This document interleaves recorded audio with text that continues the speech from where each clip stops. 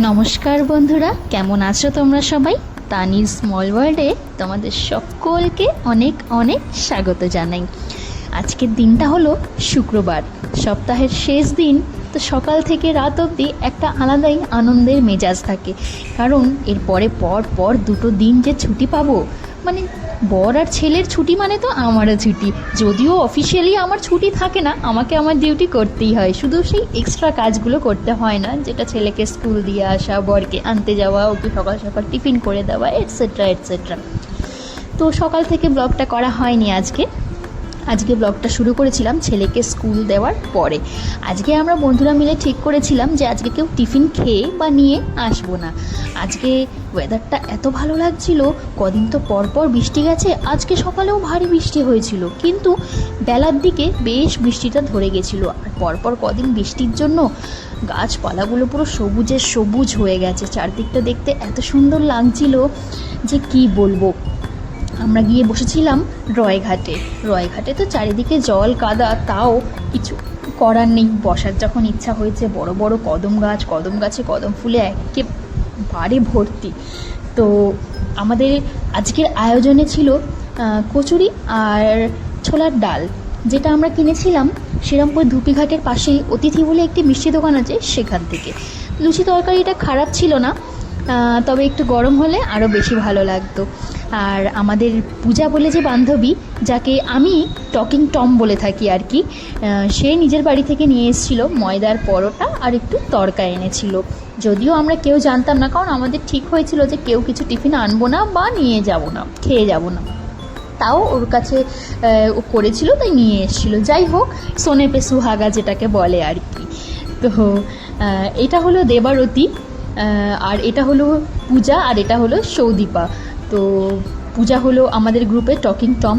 ওর যতই অসুবিধা হোক, পেটে ব্যথা, মাথা ব্যথা, জ্বর, সর্দি, যাই হোক না কেন, ও কথা বলা বন্ধ করতে পারবে না। দ্যাটস ওয়াই আমি ওকে নাম দিয়েছি টকিং টম। তো সকালের খাওয়া দাওয়াটা তো বেশ আজকে আমাদের জমেই গেছিলো।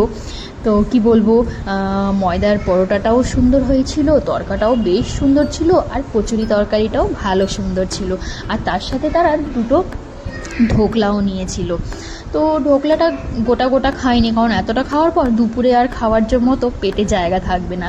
এই কারণে আমরা 4 জন ছিলাম, 2খানা ঢোকলা নেওয়া হয়েছিল, হাফ করে আমরা খেয়েছিলাম, জাস্ট টেস্ট করার জন্য যে দোকানে ঢোকলাটা কেমন বানায় আর কি। তো খুব একটা খারাপ বানায়নি, তো অ্যাভারেজ ছিল। খুব ভালোও বলবো না, খুব খারাপও বলবো না। তো সবাই মিলে বেশ সুন্দরভাবে সকালের টিফিনটা জমিয়ে করলাম, একদম সুন্দর পরিবেশের মধ্যে, চারিদিকে গাছপালার মধ্যে। খুব ভালোভাবে আমরা খাওয়া দাওয়া করলাম। তারপরেই, কারণ তাড়াতাড়ি তো ছুটি হয়ে যাচ্ছে, ছেলেদের বেরোতেও হবে। তো সব কিছু মিটিয়ে ছেলের স্কুলের ছুটির টাইমও হয়ে গেল, আমরা বেরিয়ে পড়লাম। শ্রীরামপুরের বুকে এই পুরনো হেরিটেজ বিল্ডিংগুলো দেখতে কি সুন্দরই না লাগে।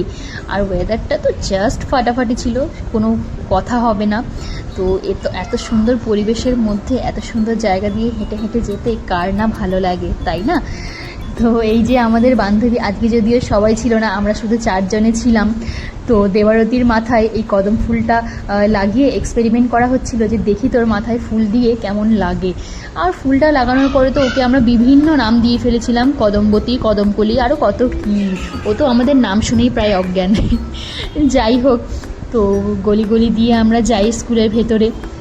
আর এই গলি থেকে যেতে একটা কাঠের দোকান পড়ে, যেখানে বিভিন্ন ঘর সাজানোর জন্য ওনারা শোপিস বানান। তো এখন যেহেতু সামনে রথের প্রচুর আইটেম বানিয়েছেন ওনারা কাঠের টুকরো দিয়ে, বেশ সুন্দর লাগছিল দেখতে। আর বাড়িতে এসেই আমি আমার কদম ফুলটাকে আমার যে নতুন গ্লাস ওয়ার্ক করছি তার উপরে বসিয়ে দিলাম। কি ভারী সুন্দর লাগছিল দেখতে, দেখো বন্ধুরা। যদিও আমার কাজটা এখনও কমপ্লিট হয়নি, তাও ভাবলাম কদম ফুলটা যখন এনেইছি এটার উপরে লাগিয়ে দেখি কেমনটি লাগে। তো খুব একটা খারাপ লাগলো না। তারপরেই ছেলেকে খাওয়া দাওয়া করিয়ে আমি বাচ্চাদের মতো বাটিতে করে অল্প আজকে চিকেন ভাত নিয়ে বসে পড়লাম। শুধু একটা লেগ পিস নিলাম আর অল্প ভাত নিলাম, কারণ পেটে একেবারে জায়গা ছিল না, একটু খাওয়া দাওয়াটা বেশি হয়ে গেছিলো। এবার দুপুরবেলা না খেলেও নয়, সেটা আমাকে আবার রাত্রিরে খেতে হবে ভাতটা, যদিও অনেকটাই ছিল, কিছু করার নেই। তো আমি আবার সেটাই অল্প ভাত খেয়ে শুয়ে পড়েছিলাম আর কি। আর আমার ঘরের অবস্থা দেখো, ছেলের দয়ায় সমস্ত জামা কাপড় এদিক ছেটানো ওদিক ছেটানো। ও জামা কাপড় সাজাতে যে কত ভালো লাগে, কি আর করব। ব্যাস রেস্ট করেই হয়ে গেল সন্ধ্যা। সন্ধ্যা দিয়ে সঙ্গে সঙ্গে চা বসালাম। এই বর্ষার দিনে সন্ধ্যাবেলায় 1 কাপ চা না হলে যেন মনটা কেমন কেমন একটা করে। কারণ চা করে আটা মেখে তারপর তো আবার ছেলেকে পড়তে বসাতে হবে। চাটা খেয়ে তারপরে পড়তে বসাই, কারণ পড়তে বসালে ওকে আমার মাথায় এত ব্যথা ধরে যায় যে মানে জাস্ট আর কিছু বলার মতো নয়। এত বকতে হয়, এত বকতে হয়। তো ওকে পড়াতে পড়াতে কখন 8:40 বেজে গেল একদম খেয়াল করিনি।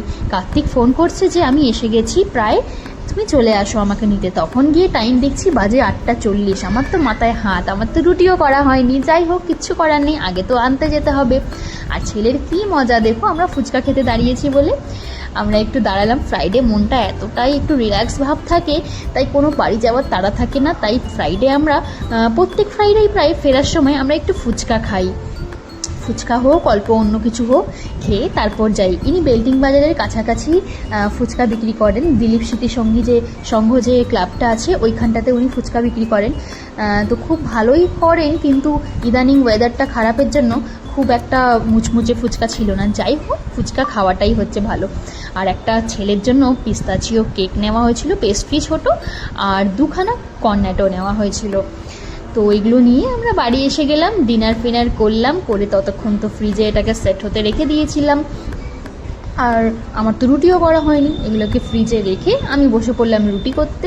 ততক্ষণ কার্তিক ফ্রেশ হয়ে জল টল খেয়ে একটুখানি টিভি চালিয়ে বসেছিল, কারণ ফ্রাইডে একটুখানি লেট অবধি আমরা টিভি দেখি, কারণ সকালে ওঠার কোনো তাড়না থাকে না। এই কারণে আরামসে একটু বসে ও টিভি দেখছিল। ততক্ষণ আমি চট করে রুটি করে নিলাম, কারণ রাত্রিবেলা খুব একটা বেশি রুটি করতে হয় না। তোমরা তো সবাই জানো কার্তিক তো রাত্রিরে ভাতই খায়, তাই ম্যাক্সিমাম রান্নাটা আমার করাই থাকে। রাত্রিবেলা শুধু আমার আর ছেলের জন্য কয়েকটা রুটি করে ওই 6টা-7টা রুটি করলেই যথেষ্ট। তো এই সব কিছু কমপ্লিট করে আমরা একটু মুভি দেখতে বসলাম, আর আমরা পেস্ট্রি আর আইসক্রিম খেতে বসলাম। তো চলো আমরা আমাদের পেস্ট্রি আইসক্রিম এনজয় করি অ্যান্ড ফ্রাইডে নাইটটা এনজয় করি। তোমরা সবাই খুব ভালো থেকো, সুস্থ থেকো, সাবধানে থেকো। আর আমার ব্লগটা কেমন লাগলো অবশ্যই জানিও। ভালো লাগলে একটা লাইক করো আর কমেন্ট করো। দেখা হবে পরের একটি ব্লগে।